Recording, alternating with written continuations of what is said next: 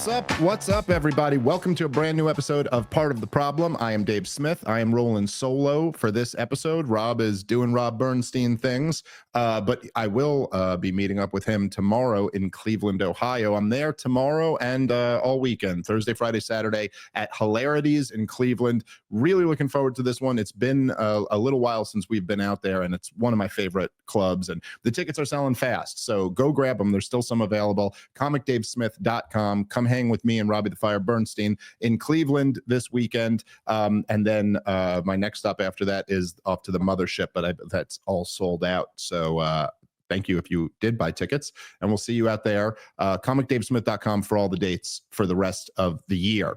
All right. So for today's show, I had some stuff on my mind that I thought I would talk to you guys about. And it's a continuation for sure of the things we've been talking about the last few episodes, but with a slightly different angle on it. If you guys haven't already watched the last episode that we just did, that was my reflections on the debate at Turning Point USA. Go watch that one if you haven't already, because I don't want to repeat what I said in the last episode, or not too much of it at least. But we are going to be talking a little bit more about the Jeffrey Epstein cover-up and how this is affecting Donald Trump's administration, but a few specific angles about it. But anyway, if you go watch that episode if you haven't before you watch this one, or whatever. I mean, you could keep watching this one, but for full context, maybe go do that one first. And of course, my main takeaway, or the main focus, the biggest part of the last episode, wasn't even really about my debate at that Turning Point. It was about where the Trump base is, at least where the Trump activist base is, and how much things are changing so quickly. That we're in the middle of this massive political realignment. And that's been apparent for, I think, years now. It's really been apparent over the last, year and a half. But you're seeing, I think, kind of the fruit of that. So this whole thing with the way Trump's base is furious about this issue and is not going along with Donald Trump on this issue is the product of many things. And one of them is that there's been a massive realignment politically. And one of them is that there's been a massive realignment in terms of media.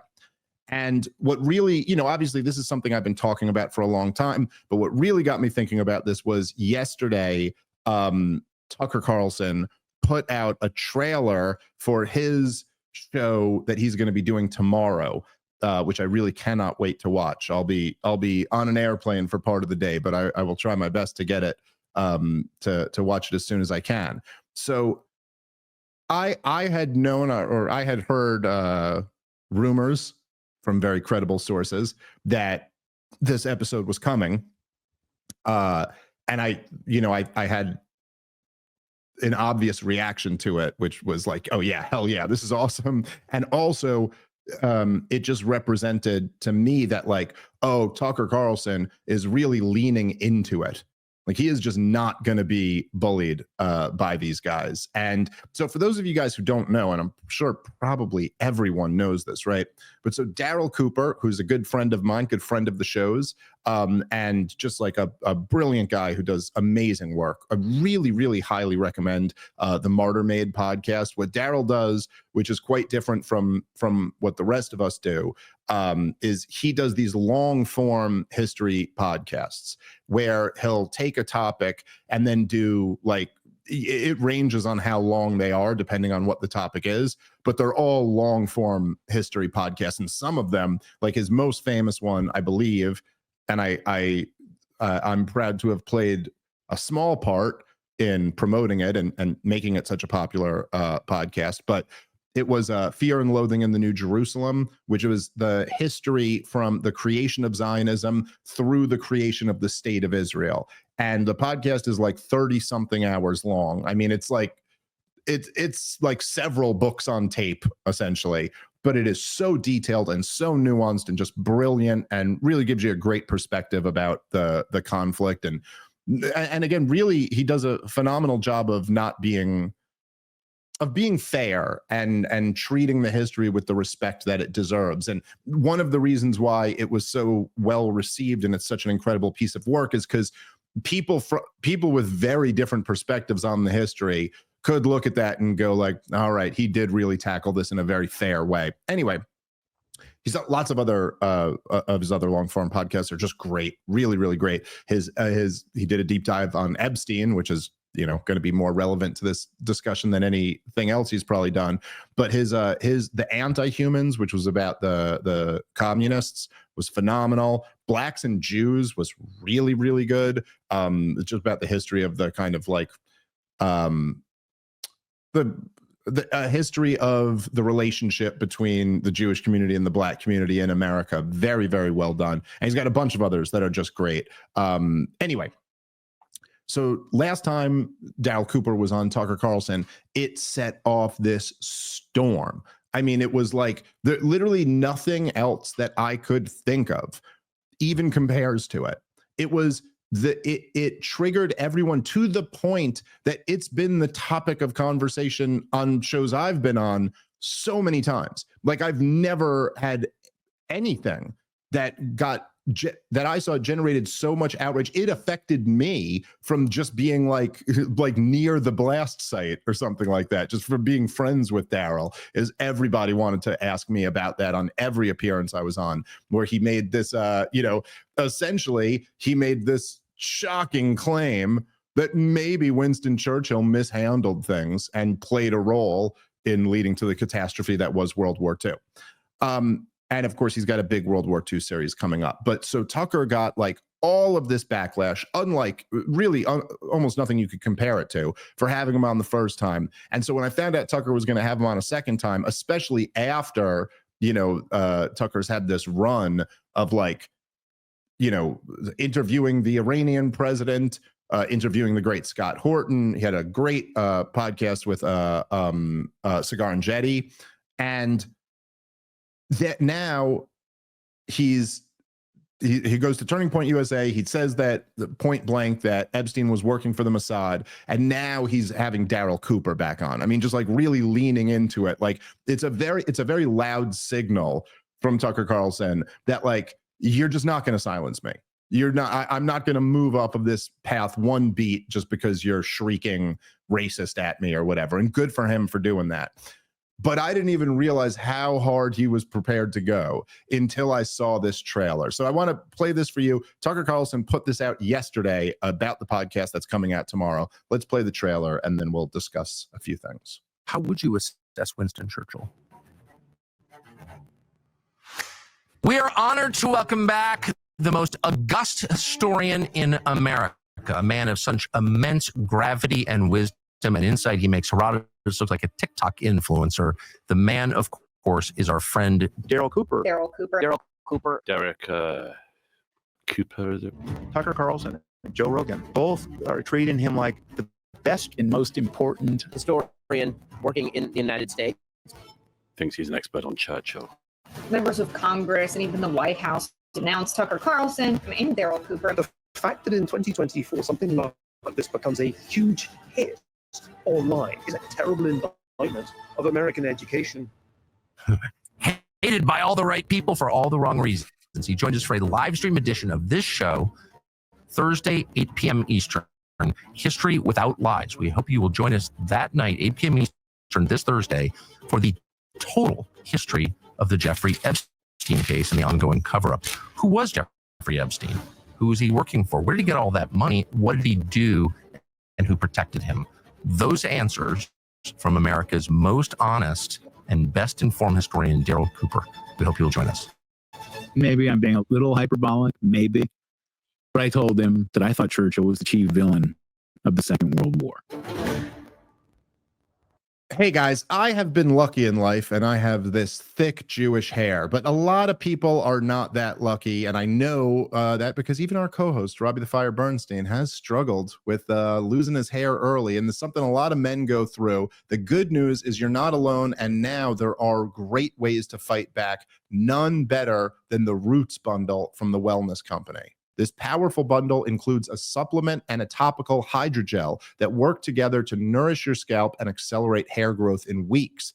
The supplement delivers B vitamins, ashwagandha, saw palmetto, and other targeted nutrients to balance hormones, reduce shedding, and to enhance healthy growth. The hydrogel formula consists of 7 peptides, methylene blue, and advanced aquasome technology to stimulate follicles and boost visible thickness.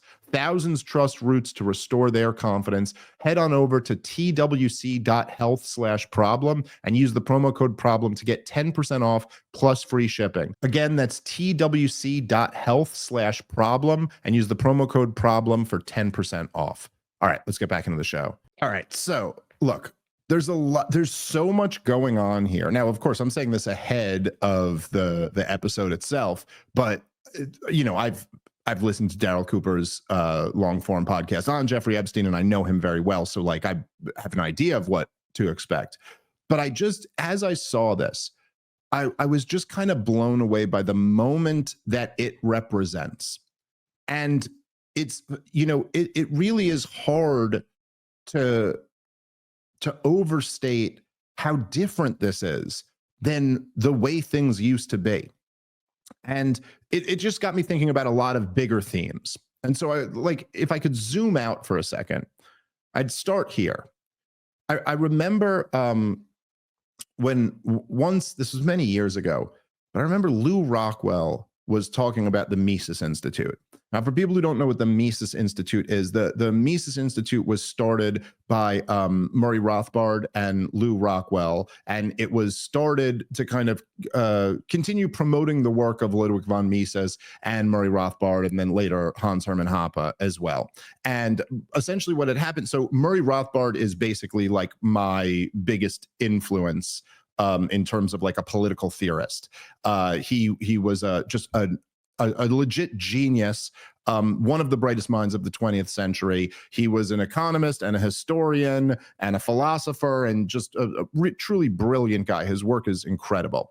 And so after I found Ron Paul, he kept talking about Murray Rothbard and the Mises Institute. He didn't have an official position there, but he was like, I think, you know, good friends with all the guys. And they were kind of like, did a lot of the intellectual work that he was pointing to. And so Murray Rothbard was first at the Cato Institute. And so the Cato Institute was started by the Koch brothers and Murray Rothbard. And Charles Koch, you know, these are the billionaire, you know, family that, you know, you might know from like at this point, like the Democrats kind of using as like a boogeyman from years ago about these two guys. But they were two super rich guys. They were kind of boogeymen. And I think between the two of them, they were like up there with the richest political donors. You know, they're mega billionaires. And Charles Koch, evidently, the way the story goes is that Charles Koch just really got taken by Murray Rothbard's ideas and was like, yo, this guy's a genius. Like, he's the most brilliant economist and historian and political theorist I've ever seen, and wanted to start the Cato Institute to promote his work. And so they started it in Washington, D.C., and the Koch brothers, these are real serious billionaires. So they're like, yeah, we're going to make a difference. Like, we're not just like talking about ideas here. We're going to like really affect policy. And as that project got going, very quickly, they wanted to compromise on some of the views. And, you know, they were kind of like, well, we can't go after central banking and we can't go after the warfare state because that's, you know, this is bad for business, but we could go after this and this and this. And, you know, they had interests, let's just say, that aligned with some libertarian views, but others, it didn't. And it was just bad for business. And so they started wanting to compromise, essentially. This is the long of it in a short form. And Murray Rothbard was like, no, I'm not going to do that. And, you know, and when he wrote about it, he said, I remember he wrote that it's a very strange thing when you tell a billionaire no. They're not used to hearing no very often. And so they had a falling out. And ultimately, and I don't even think this is very much disputed, but the Koch brothers just stole it from him. Like, he had shares in the company and they just took it and wouldn't give it to him. And they kicked him out and they tried very aggressively to ruin him. And so the Mises Institute was started as kind of a like, okay, well, we just got kicked out of there, but we do want to keep these ideas alive, and we do want to keep talking about the truth and what matters. And so they started it in Alabama. It's still there to this day, in Auburn, Alabama. And I remember there was one time, I can't remember like if this was an interview or if you told me this personally or if I read it in an article, but there's no question that I definitely, Lou Rockwell, the guy who started the Institute with Murray Rothbard, he said at one point, he was asked, why did they put it in Austin? And excuse me, Auburn. Auburn is where it is. I apologize. So, sorry. Anyway, it's in Auburn. So he asked, why did they put it in Auburn? And he said, because we wanted it to be not in Washington, D.C. And that was his answer. It was just like, it had to not be in Washington, D.C. Then Auburn was the most not Washington, D.C. place we could find, or that we got a deal on a place for. So we went there. And it's something I was thinking about a lot, that I think there's something about like being in D.C., just even being in the area, that is inherently corrupting. Because especially when you get to a level, if you're starting to like make noise, you're just, the people around you are going to be people who work at the State Department and the CIA and the Defense Department, or a weapons company, or a lobbying firm or something. Like the people you're going to dinner with, the people you're going to parties with, the people you're having over to your house. So many of them are just in the swamp. And it is, that presents a unique challenge, because it's hard to really go at the people when, like one of the people is like Frank, who was over at your house last night. And in all of these organizations, whether it's the CIA or it's Lockheed Martin or it's the State Department or whatever, there are regular good people who work there. And so if you're friends with some of those people, it just makes it a little bit harder to go that hard at them.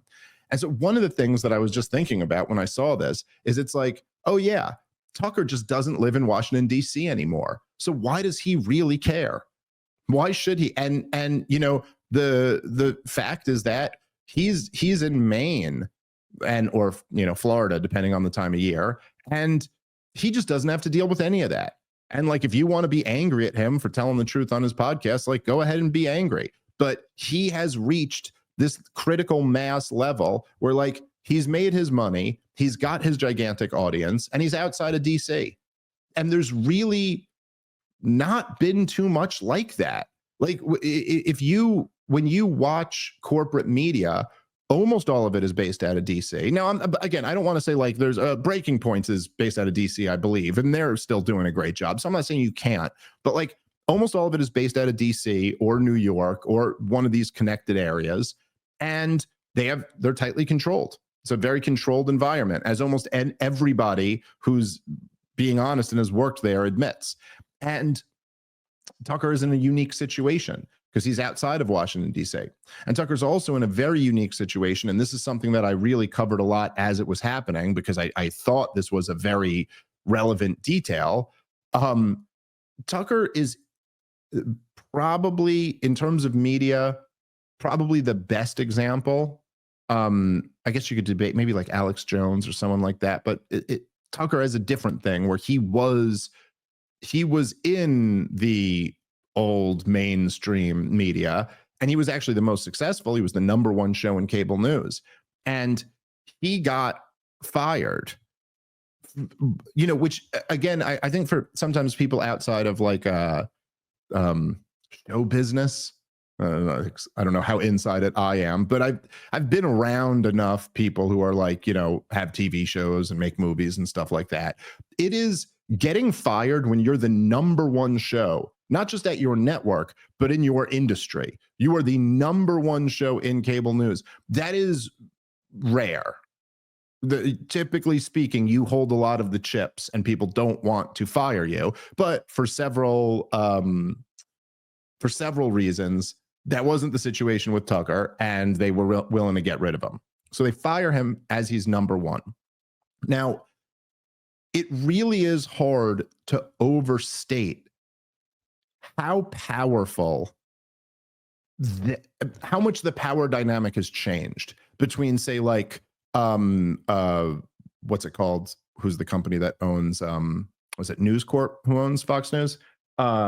or whatever, but the Murdochs, how typically speaking, like for the first half of my life, or maybe a little bit more than the first half of my life, and then for my parents' entire life and my grandparents' life, like just the way it had been for so long was that the Murdochs would have had all of the chips and Tucker Carlson would have had almost none of them. Now, it is true that just being the number one show in itself, okay, you hold some chips, you're bringing viewers in, that's good for advertising. But in this unique situation with Tucker Carlson, number one, it wasn't good for advertising because he was getting boycotted by woke leftists so much. And then, you know, number two, he was upsetting power. And so those were two of the major issues. But my point is that historically, like you could even think, say, there was a time when Walter Cronkite was like the most trusted name in news before any of us were born. Oh, sorry, I didn't mean to insult any older listeners we might have, but before most of the people who listen to this show and myself were born. And he was somebody he was America's newsman. Like everybody just trusted Walter Cronkite. But at the same time, at the time, if the network had fired Walter Cronkite and put some new guy in there, then that's just the new guy.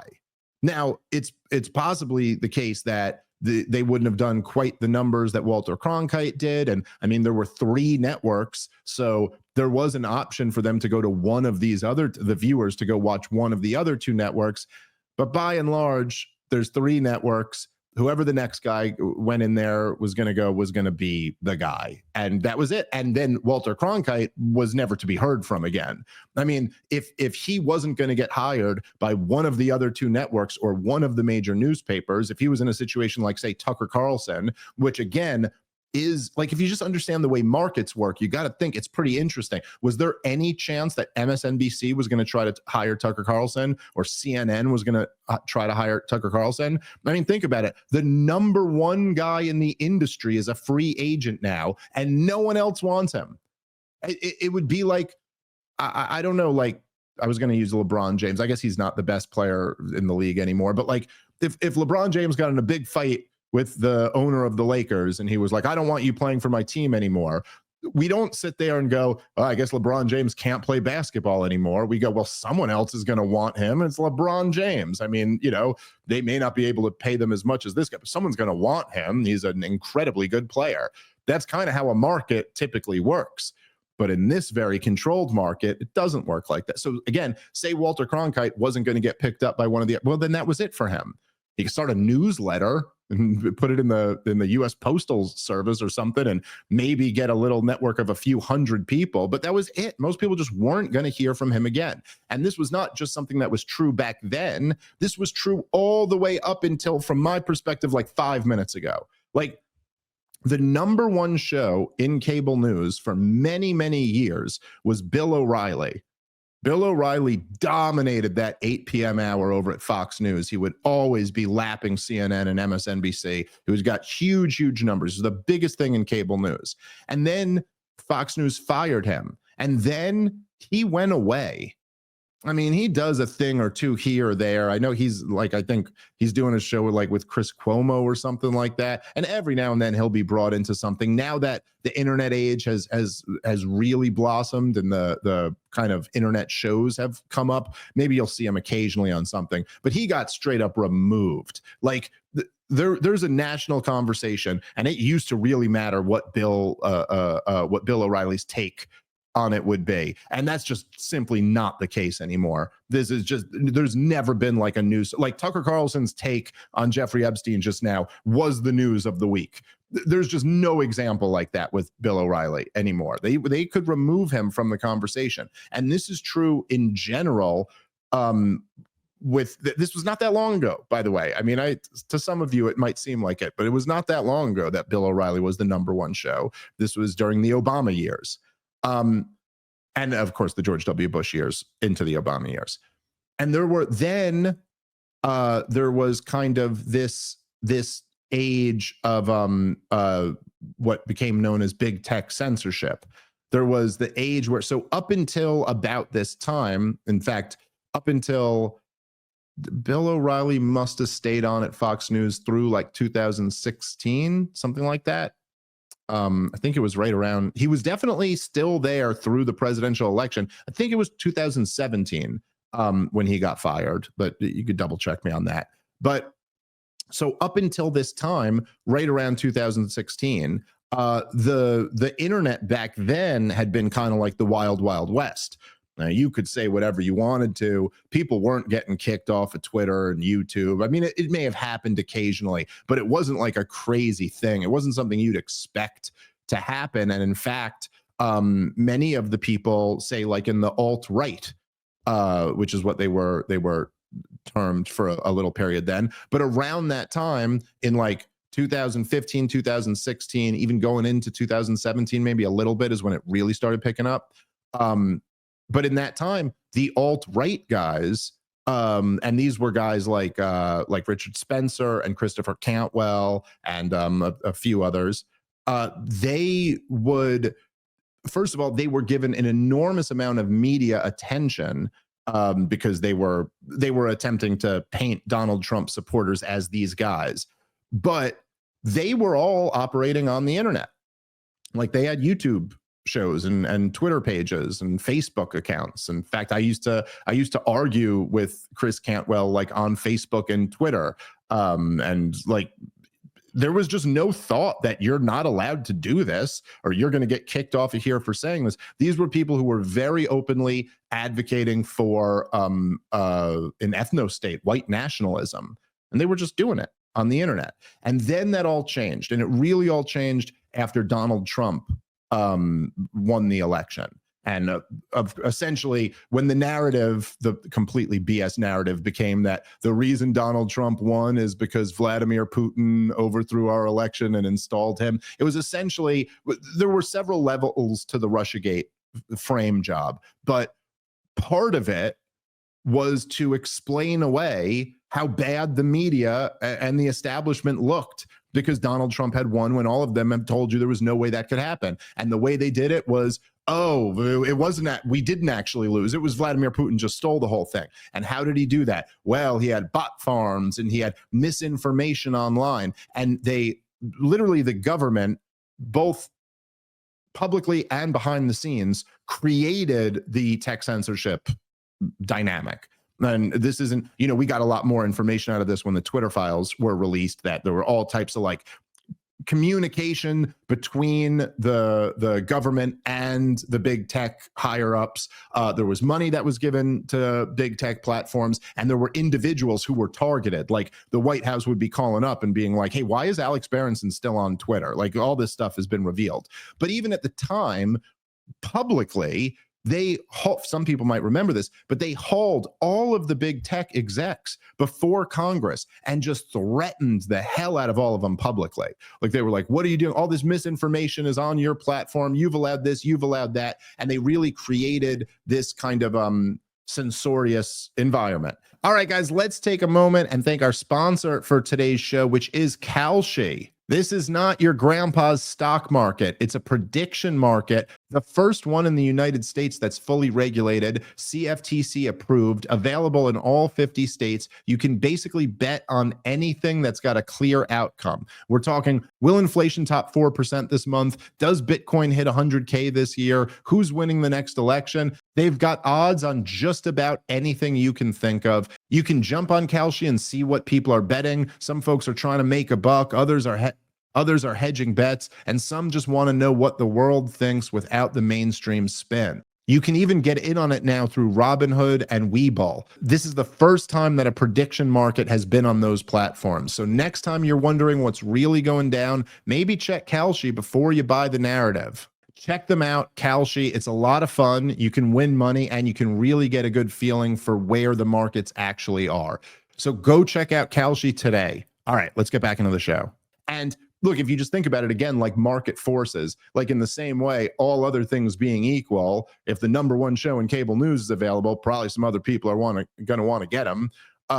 All other things being equal, the big tech companies were not in the business of trying to kick you off their platform, especially to people who had big audiences. The whole business model is to keep you on the platform. They don't want to kick you off. Like they're not incentivized by the market to kick someone off. If you have a big following and you're on Twitter and you're saying provocative things that are making a lot of people respond to you, that's exactly what Twitter wants. Their whole game is to keep you on this site as long as possible. Like, that's the business model. So it's not as if they were directly incentivized, but when you get called in front of Congress and they threaten to shut your whole company down if you don't kick people off, well, now you are kind of incentivized to do it. And they did start doing it in crazy ways. All those guys from the alt-right, they all got buried and canceled. And there were lots of different people who would say, like, we're very relevant. And then they were able to kind of, like I said with Bill O'Reilly, just take you out of the conversation. The example that I think of quite often was the Milo Yiannopoulos one, which was a really crazy cancellation because they really had not. So Milo had done the Joe Rogan. So this has been years, but I think I'm getting this right as I'm remembering it in my head. But Milo was like on a tear.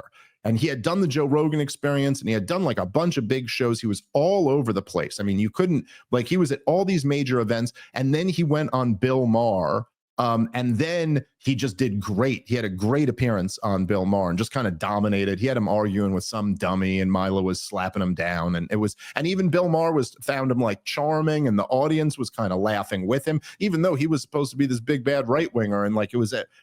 And so what they did was they just canceled him. Like, that was the option. And literally it was a wild one because essentially it was so not a cancelable offense. Not that I'm saying anyone should be canceled or censored or any of that, but he had talked about, I guess, on the Joe Rogan Experience and maybe like on one other interview too, but he had talked about like how in the gay community, it's kind of common that underage gay teenagers have like some experiences with older gay guys, and they kind of show you the ropes. Now, I know the topic is a little bit disgusting, but you know, he was telling the story about how that was him. Like, he was the victim in the story, not the aggressor. He was talking about how, like, whatever, when he was 15, he started hooking up with like a 22-year-old dude or something like that. I don't remember the exact details. And he was like, look, if I'm being honest, I don't look back at it as like, oh my God, I was the victim of this. It's like, I look back at it like it was kind of a cool experience. That's what he said. And then he said something like where he was like, don't get me wrong, like, you have to have age of consent laws, and they're right around where they should be, like around 18. That seems about right to me. So again, there was really nothing that he said that was like, oh my God, this is so horrible, we have to kick this guy off for this. And even by like the left-wing point of view, you would be like, or the right-wing point of view for that matter, you would be like, well, what he's telling you is that he was a victim of this. And if you want to say, hey, it's fucked up that he's saying it wasn't that bad, you'd still be like, well, this is a victim who's dealing with their own trauma or whatever. Anyway, the point is that they had this option. When he started bubbling up, they could freak out. They create a freak out. You know, they create a little environment. It was very easy for him to do it back then. They got Roseanne kicked off of her show because she made like a crack about Janet Yellen that was like not even that bad. She said that she looked like the Muslim Brotherhood had a baby with the Planet of the Apes, which, like, look, Roseanne doesn't like me right now very much, but let me tell you something. That's an excellent joke. Have you ever seen Janet Yellen? That is exactly what she looks like. It could the perfect tweet. But in the moment they created like this frenzy. Oh my God, that's so racist. That's so horrible. And then next thing you know, she's fired from her show. She's kicked out. You know, it's like they got very good at this. And this is what people called cancel culture. A lot of these things, when you'd look back at it like a year later, you'd be like, how did they even make people that outraged over this? Like, it was Roseanne Barr making a joke. She was making a joke about the woman's haircut. Like, what? I don't know. It's just, anyway. But they were able to create the situation, and man, was it effective. I mean, it was scary. It had a chilling effect on everybody because you were like, whoa, that could be you. They could just drum up something, get all outraged, and then you're canceled, and that's it. And now instead of like having, you know, whatever, like these monster accounts, like, I don't remember exactly, but Milo had a huge Twitter following and had a big presence on on YouTube and all this stuff. And then all of a sudden you're on like Cozy TV or whatever, and that's it. And people just don't go over there. You know, it's just like it just is what it is. There were a few different versions of like the free speech platform. Some of them got sabotaged. Some of them just didn't pick up. YouTube always, and still this advantage, has this big advantage that still to this day, they still have this big advantage that they're just the most user-friendly platform. And they're the ones where most people are. And once you're there, you kind of get used to that and you don't want to switch. It's like all of us, like, people who have an Android don't want to get an iPhone because like, I'm just used to the Android, and vice versa. It's just people stay where they are. Anyway, Milo got totally removed, at least for a while, and I think he never really got back to where he was there.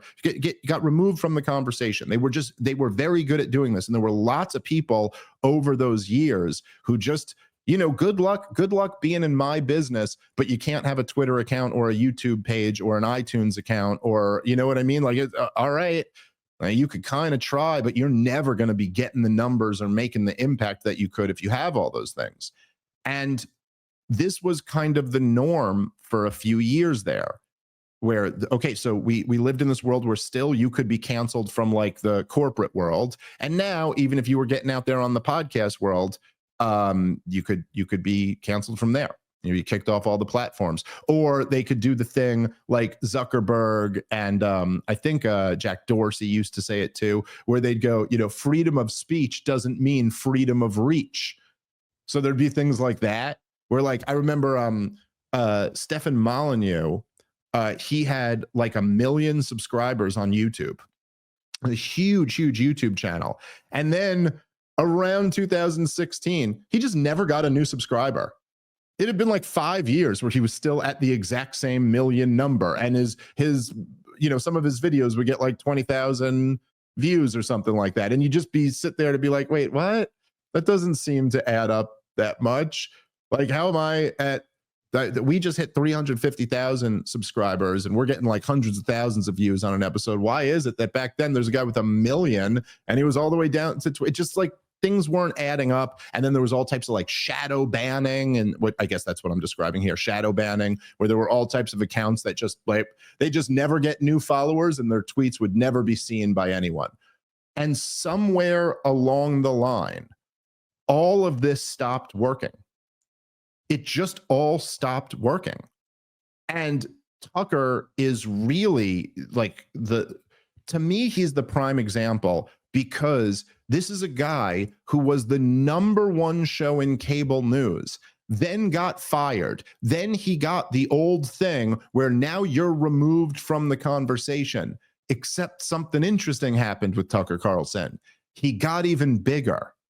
He is objectively, by any metric, bigger than he was at Fox News. If you look at his numbers between Twitter and YouTube, I don't even know what other platforms he's on, but just between Twitter and YouTube, he's bigger than where he was at Fox News by a lot, So he is now he went from being the biggest thing in cable news to being attempted to be removed from the conversation. And instead, he's bigger than the entire cable news thing. He's still the biggest name in cable news, just not in cable news, even bigger than before. And that is a really big new dynamic. And this is true not just with Tucker Carlson, but there's so many people now who it seems like Alex Jones, of course, is a good example. He got kicked off of everything in coordination. If you remember, it was like in a week or 2 week period. He got kicked off of every single thing. I kicked off of everywhere. He was like on his own website, I think, and that's it. For a while, he got kicked off of iTunes, YouTube, Facebook, Twitter. Everything dropped him all at once, like clearly in coordination. And they said it was over the Sandy Hook thing, but it was years after the Sandy Hook thing. It's like they just pulled up an old excuse and used that, much like with Milo. They found an old excuse. They were like, we got to cancel this guy. And now Alex Jones is like, I think, bigger than ever. And there's other guys like, and however you feel about any of these people, there's guys like Andrew Tate, there's guys like Nick Fuentes, there's a lot of other guys like that who like, they're just trying to remove him from the conversation, but they cannot. It doesn't work anymore. And Tucker is the biggest of all of them. And one of the things particularly that was interesting about the Tucker Carlson dynamic is that it's not just that he didn't get removed from the conversation because, like, say, his podcast is still huge, but he was still able to be the guy making all of the news. I mean, immediately after being fired, he went and interviewed the former vice president, Pence, and ruined his presidential career. If you remember, he was the one who started grilling him about why he cares about Ukraine more than he cares about America. Totally tanked by, not that he was going to win the presidency, but like it totally just, it was like there's your political death right there. And then he got the Vladimir Putin interview. He's got the interview with the president of Iran. He's doing things like this Turning Point event where he's still like the relevant conservative right-wing pundit. Like he's still that guy. It just totally has not worked at all. And now you see, you know, obviously as I'm bringing you back to this, but you see this dynamic with someone like Darryl Cooper, where everyone flipped out on him. It's almost like they ran the playbook. Like this is the playbook of how you get a guy canceled. And you know what?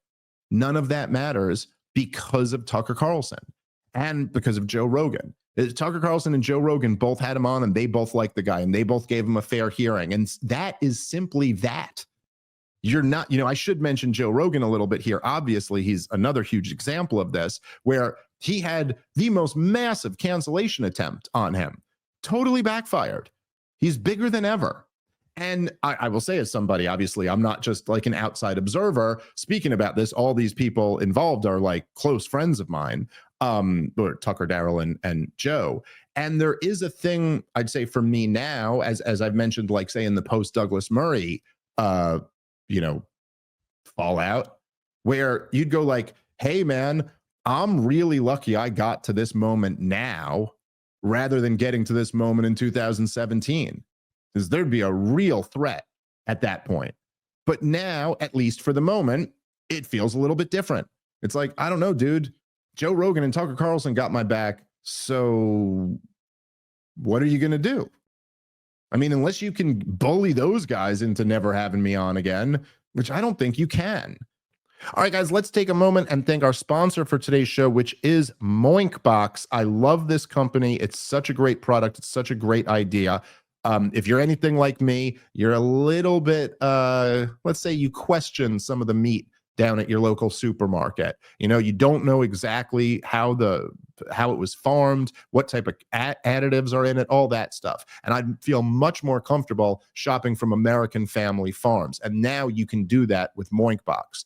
Their business is simple. Moink meat comes from animals raised outdoors where a pig is free to be a pig. Their farmers are given an honest day's pay for an honest day's work, and they deliver meat straight to your doorstep at prices you can actually afford. Born, raised, and harvested right here in the United States of America. I have personally gotten this meat. It is delicious. I highly recommend it. And also, you're supporting American family farms when you join the Moinkbox movement. So go to moinkbox.com/POTP right now, and you'll get free bacon for a year. That's 1 year of the best bacon you've ever tasted, but for a limited time only. That's moinkbox.com/POTP, moinkbox.com/POTP. All right, let's get back into the show. And so there's just something here where you kind of like, you can't overstate how big of a change this is. Like, this is such a big deal. It's no longer, the media is no longer controlled. Canceling people no longer works, at least for the moment. It doesn't seem to be.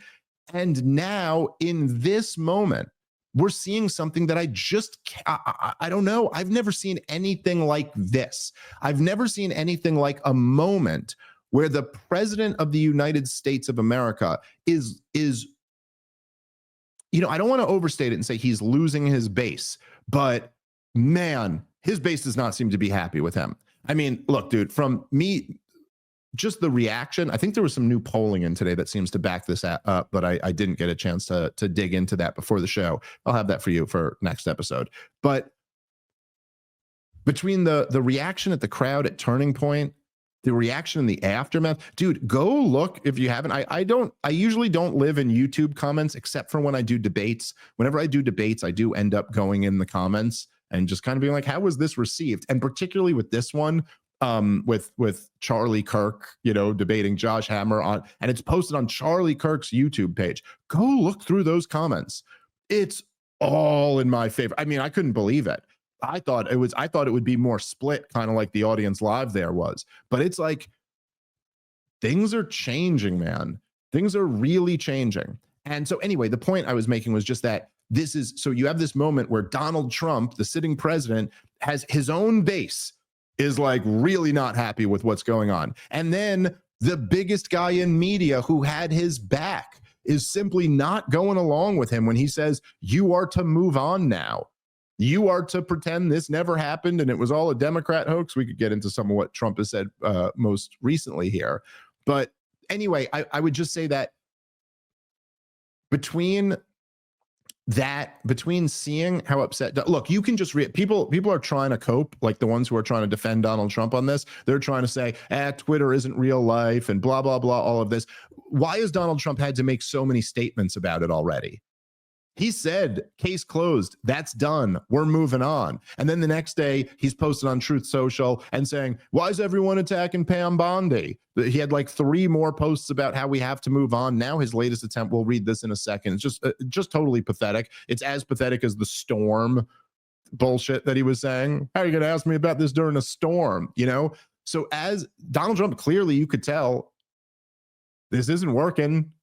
Obviously, they see that they're Donald Trump on Truth Social. Now, I just see this reported on Twitter. I've never been on Truth Social, but he's evidently had like 3 posts about this now where he's getting ratioed on Truth Social. The people who look, I'm just repeating what I've heard secondhand because I have not been on Truth Social, but I've never been. But they say this has never happened before. Donald Trump doesn't post on Truth Social and get ratioed. That's not a thing, but he is getting it right now. And in that moment, Tucker Carlson now, the guy who gave the keynote speech at the Republican National Convention for Donald Trump, is now doing a long form podcast, the first live episode of the Tucker Carlson show ever, with Darryl Cooper, who's going to break down the real details about this Epstein thing. Find me the comparison. This is like, you know, Rachel Maddow going against Obama and totally exposing him when he's asking everyone to move on. This is Bill O'Reilly exposing George W. Bush when he's asking everyone to move on. Did anything like that ever happen? No, because what could you count on those guys to do? Run cover for him no matter what. It doesn't matter if Barack Obama, the peace candidate who got a Nobel Peace Prize, and Rachel Maddow, the woman who wrote Drift and was calling the George W. Bush government a bunch of war criminals. It doesn't matter if Barack Obama then escalated the war in Afghanistan, sent 60,000 more troops into Afghanistan, continued the war in Iraq, launched a drone bomb campaign in Pakistan and Yemen, overthrew the government in Libya, destroyed the country, sparked a civil war in Syria, and backed the Saudis in a genocidal war in Yemen. What would Rachel Maddow do on her show? You could count on her to go, the Republicans are racist. You know, just change the topic. Even though you wrote a book on this was your topic. Doesn't matter. We'll change it. We'll talk about abortion. We'll talk about, you know, how the Tea Party are a bunch of bigots or whatever the fuck the talking point of the day was back then. You could always count on them to run cover for you, defend what you're doing, distract from what you're doing. Now we're in an environment where that control has completely been lost. And that is a big deal, okay? And before I'll get into a little bit here of Donald Trump's latest, which is, you know, totally pathetic. But the final thing I'll say here, just on like, you know, there might be, I've seen some people who have kind of had what I might consider like a little bit of a black pill take, where they'll say things like, you know, it doesn't even matter. The elites don't even care if they can convince us anymore. They're just going to do it anyway. And they use as evidence, look, Trump's covering up the Epstein thing. Doesn't matter that all this is happening. But I think that is short-sighted. And I think it's a shallow understanding of what's going on here.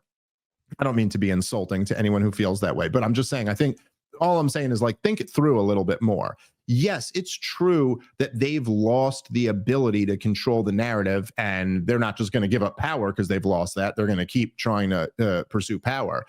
But that doesn't mean that this isn't a major, major problem for them. And I think it is. You know, media is important. It's human beings are, and look,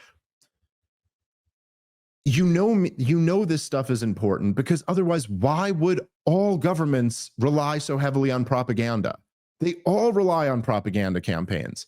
Every government is well aware of the fact that they need to have massive propaganda campaigns to move the people. That's why they all spend so much time and energy on it. That's why they cared so much to be silencing people all these years. That's why they always have to roll out these propaganda campaigns before they can do the policy they want to do. You know, that's why they have to sit there with their slogans and their bullshit, whether it's he has weapons of mass destruction or it's, 15 days to flatten the curve or whatever the hell it is. It's always a lie, but they got to tell you something before they roll out this policy, so you get on board with it. At least tacitly,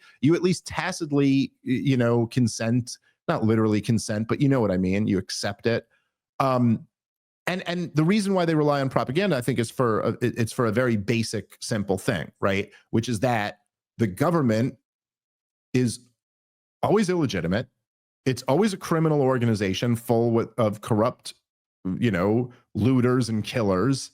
And they're always, by their very nature, a relatively small group of people. I mean, even the United States federal government that has millions of employees, it's the biggest government in the history of the world, there's still 350 million people in the country, and they're a few million. There's way more of us than there are of them. And the truth is, they don't really have any legitimacy to rule over the rest of us. We tell ourselves nice stories, but that's all just the propaganda back to, but what is the official story of why modern governments have the right to be governments? Why they have the right to be, why are they legitimate at all? Well, what do they'll tell you? They'll say their rights are derived from the people, because that's what a democracy is, right? So but if you just think about that on its face, it falls apart. Wait, the government does all types of shit that I don't have the right to do. I don't have the right to tax my neighbor. I don't have the right to launch wars of aggression. I don't have the right to write regulations, to bail out banks, to counterfeit money. I don't have the right to do any of that. So if I and we, the people, don't have the right to do that, how the hell can government derive the right from us? You know what I'm saying? You can derive rights from someone else, but it has to be a right that they have. So in other words, I have the right to I don't know, build an addition onto my house. I mean, leave aside the fact that I might need a permit from my town, but just in theory here, I have the right to build an extension on my house. Now I could hire a contractor to do that, in which case the contractor essentially derives the right to do that from me, because I'm the owner and I gave him permission. I hired him to do this job. I don't have the right to just go build an addition on my neighbor's house. And if I were to say, no, it's okay, I hired the contractor, you'd be like, no, he can't derive that right from you because you didn't have that right to begin with. So how the hell does the government derive the right from us to do something that we didn't have the right to do to begin with? Logically, it just falls apart. And all the other more ancient justifications for government are all bullshit too. Like the Pharaoh is actually God. No, he's not. He's a dude who's just lying to you and trying to convince you that he's God. And so by the very nature of governments, they never have any legitimacy at all. And so they always have to propagandize you. It's really important that you believe the Pharaoh is God, because otherwise you might wake up to this whole thing. And the same is true with all governments. All right, guys, let's take a moment and thank our sponsor for today's show, which is Masa Chips. Did you know all chips and fries used to be cooked in tallow up to the 1990s when big corporations switched to cheap processed seed oils? Today, seed oils make up to 20% of the average American's daily calories, and recent studies have linked seed oils to metabolic health issues and inflammation in the body. Masa decided to do something about it. They created a tasty and delicious tortilla chip with just 3 ingredients and no seed oils. Organic nixtamalized corn, sea salt, and 100% grass-fed beef tallow. These chips don't only avoid all the bad stuff, but they taste incredible too. Masa is crunchier, tastier, and sturdier than other chips. Snacking on Masa chips is nothing like eating regular chips. With Masa, you feel satisfied, light, and energetic with no crash, bloat, or gross, sluggish feelings afterward. And an added bonus is that the beef tallow makes the chip much more satiating, so you won't find yourself uncomfortable uncontrollably binging and still feeling hungry afterwards. I think we all know what that feels like. Masa chips are beloved by tens of thousands of customers and have been endorsed by industry-leading health and nutrition experts like Ben Greenfeld and Gary Brecka. Ready to give Masa a try? Go to masachips.com/Dave and use the promo code Dave for 25% off your first order. That's masachips.com/Dave. Promo code Dave for 25% off your first order. All right, let's get back into the show. And so they need this propaganda. That's why they're so focused on it. And this episode just shows you how much they've lost it. And I would just say to people, think about, if you think about how different America is, not even today, when I grew up compared to when my mother grew up, compared to, when, my grandfather wasn't from here, but my grandmother was. So when my grandmother grew up, and think about the difference in time. It's like my mother grew up on Leave It to Beaver and I grew up on South Park. Like, we're different people from different generations, and a huge part of that is like what we were exposed to. Look, I see this with my kids. Human beings are mimetic creatures. The reason why media matters so much to us is because we kind of experience it like it's real life. You go to a movie and you cry at the sad part. You get thrilled at the exciting part, even though that's not happening right in front of you right now. These are actors, these are grown-ups playing make-believe, but you kind of trick your brain because we haven't been designed with technology in mind. We're designed to, like, if you see if you see a lion charging at you, you're supposed to react to that. And so when you see it on a screen, even though on some level it's not real and it's not quite the same as it being real in front of you, but it still evokes some of that. Like, media is important. What you see and what you don't see is important. That's why all decent parents care about what their kids see. I'm not sitting down and showing my 6-year-old a horror movie because I know that will mess her up. Like, this will have a profound effect on her. You don't sit down and show kids porn because you're like, that will mess them up. It matters what you see. It matters. Like, okay, it's a little bit different in news media, but there's a principle there that is the same. And so right now, we're about to live through something we've never lived through before, which is this new environment. It's really in its infancy, if you think about it. Like, the dynamic that I talked about with, like, all these canceled people who are now still more relevant, not removed from the conversation, elevated in the conversation by their cancellations. This is a couple of years old. That's it at most.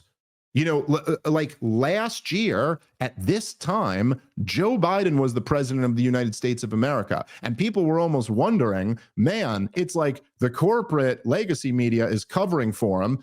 Everyone else is against him. All this other media is exposing him. Hey, I wonder what type of effect that'll have. Well, it had a pretty strong effect. Donald Trump won the popular vote after losing it the previous two elections. He won his biggest victory by far, all of the swing states and the popular vote. Like, I think this isn't just online. I think this is the country now, or more, it's largely becoming more of the country, to be more accurate. But so we're going to see this tomorrow in this moment, what I think has been not necessarily, it's debatable, but, there have been other things that Donald Trump has done that I think should be equally big scandals. I think, I'm one of these kooky, right-wing hippies who I actually think dropping bombs on people is a really big deal. I think that should be like a really big deal when your government does that, and they should only do that when it's like the absolute last resort and absolutely necessary. So let's say not when you're in the middle of ongoing negotiations. But I think bombing Iran, bombing Yemen, exploding the debt, I think all these things should be up there. But I don't get to pick. The people get to pick. And this is what is the biggest scandal so far of the Trump administration. And in that moment, his number one guy is about to have the best goddamn guy to break this whole thing down. This is, I don't know. This is something big. I've lived through a lot of crazy shit, but this is a pretty big deal. Anyway, in the time we have left, let's hear what or you. I think I sent it to you, Natalie. Let's just first pull up the tweet that Donald put, or the Truth Social that he was getting ratioed on. And let me read it here. Okay, yes, the radical left Democrats have hit pay dirt again.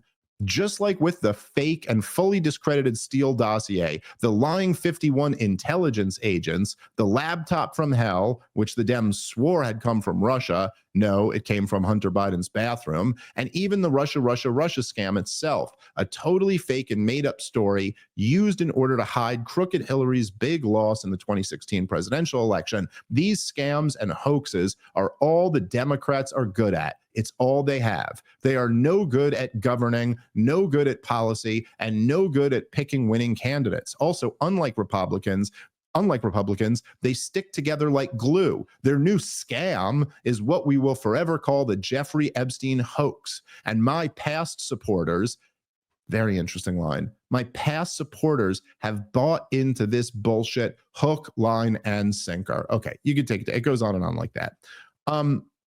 First of all, I found it very interesting that he addressed his past supporters. Now, if I'm being completely honest, I don't know who exactly he's thinking of there, but it is a little bit strange coming off this Turning Point USA week where, like, I don't know. I'm the only one I can think of who has been out there being like, I was a supporter, I am no longer a supporter. And not just that, but like, I went from being a supporter to you're my worst enemy. Now, to be fair to Ben Shapiro and Josh Hammer, I went from you're my worst enemy to a supporter to you're my worst enemy again. Fine, whatever. We've talked about this enough and we could get into it more. I think I was right. But it's a very strange move for any politician, even one who's in office and doesn't have to face re-election, to actually label you as their former supporters. Like, this is strange, especially for Donald Trump, who's usually pretty good at this, if nothing else. It's so strange to almost be pushing them over to the enemy side. Hey, you, this huge chunk of my base who are upset over this, I'm kind of vaguely labeling you as past supporters. That is a weird reaction.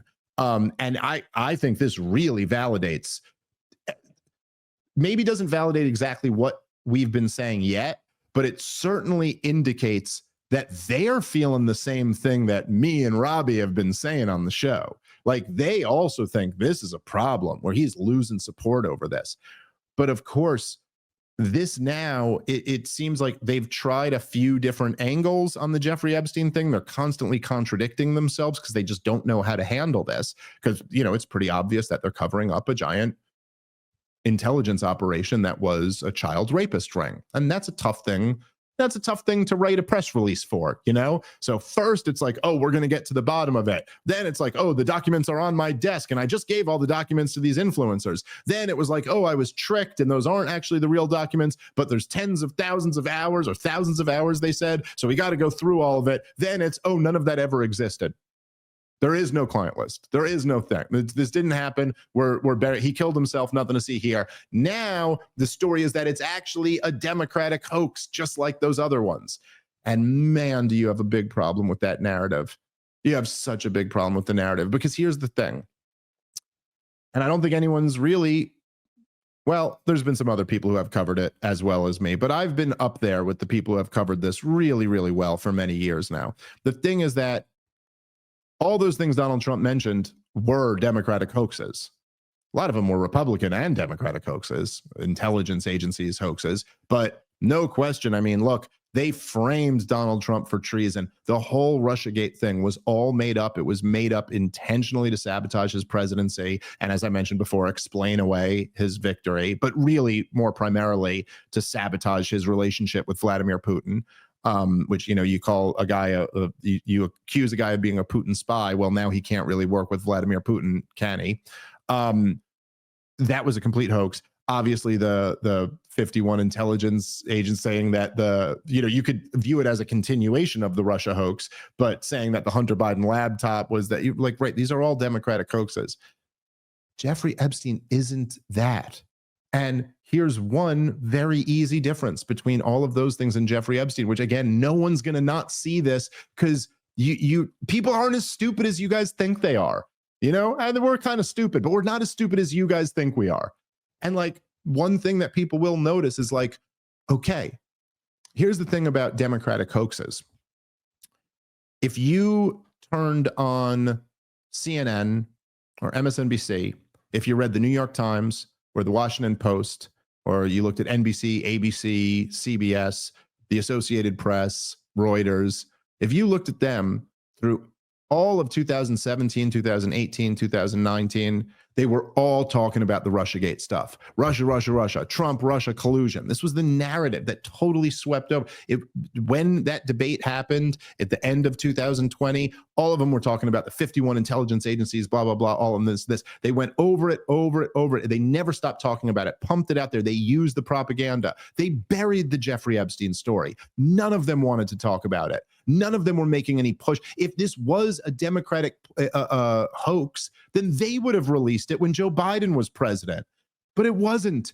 They were covering it up. This is not a Democrat hoax. None of the Democrats were trying to use Epstein as a political tool to hurt Republicans. When?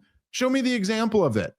This was never, there might be one random left winger who points out that Trump was friends with Epstein, but that's the extent that they'd ever talk about it. They're not getting into the blackmail operation. I mean, maybe some of the anti-war leftists or something, but not the Democratic establishment, not the CIA. Is it not the, where you're telling me that the CIA and the FBI and the establishments of the Democrat and Republican Party are trying to convince you that Israel set up a blackmail operation on U.S. soil that involves raping girls as they fund their war? Yeah, no, I don't think so. I don't think that's happening. And this is just, anyway, this is the spot we're in. Donald Trump's got something that is impossible to sell, even for the greatest salesman. He just can't sell this. And it's about to get exposed bigly on tomorrow's episode with Tucker. Okay. That's it for today. I will catch you guys next time. I will see you out in Cleveland. We will not be doing the members only at the regular time, but me and Rob will get that out for you this weekend, but just I'll be in the air at that time. But hope to see you guys out there this weekend, and we'll catch you guys on the next show. Peace.